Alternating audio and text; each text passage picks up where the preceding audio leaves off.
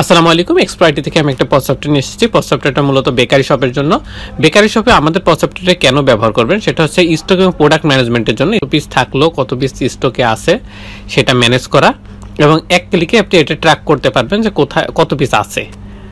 তারপর expire date অনুযায়ী আপনার কত পিস আছে সেটার যে এক্সপায়ার ডেট কতদিন বা আর কয়দিন আছে লাস্ট ডেট, সেটা ম্যানেজ করার জন্য খুবই ইজি। এটা দ্রুত বিলিং এবং সেলস প্রসেস। যদি কাস্টমার বেশি থাকে বা কাস্টমার কম থাকলেও আমাদের বারকোড যেটা আছে, বারকোড সিস্টেম, তো সেহেতু আপনি স্ক্যান মেশিন দিয়ে স্ক্যান করলে আপনি কয়েক সেকেন্ডের ভিতরে এটার বিল কমপ্লিট হয়ে যাবে।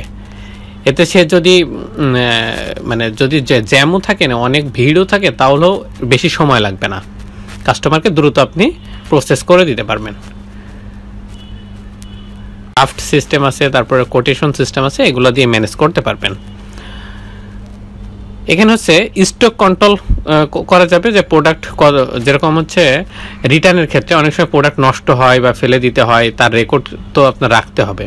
কাস্টমার যেরকম আপনি ম্যানেজ করবেন না, কাস্টমারের যে ডাটাগুলো সেগুলো তো আপনার কাছে আছে, বা আপনার এখানে যেসব কাস্টমার আছে তাদের ডাটাগুলো আপনার এখানে থেকে যাচ্ছে। যদি কখনো কোনো সময় অফার দেন তাহলে তাদেরকে অফার দেওয়ার জন্য খুব সহজেই এই ডাটাগুলো কাজে লাগাতে পারবেন। অ্যাকাউন্টিংয়ের যে বিষয়টা সেটা রিপোর্ট সিস্টেম। তো রিপোর্টের যত ধরনের এখানে প্রোডাক্টের সব ধরনের পজেপ্টের যত ধরনের কাজ আছে সব ধরনের কাজই এখানে ম্যানেজ করা যাবে, এবং সেটা রিপোর্টটাও এখান থেকে ম্যানেজ করা যাবে।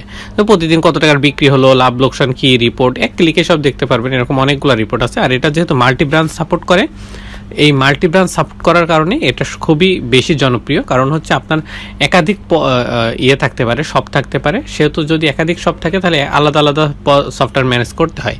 আমাদের এখান থেকে একটা সফটওয়্যার দিয়ে অনেকগুলো ব্রাঞ্চ যে সিস্টেমটা এটা ম্যানেজ করতে পারবেন, সেহেতু এটার জন্য খুবই খুবই ভালো।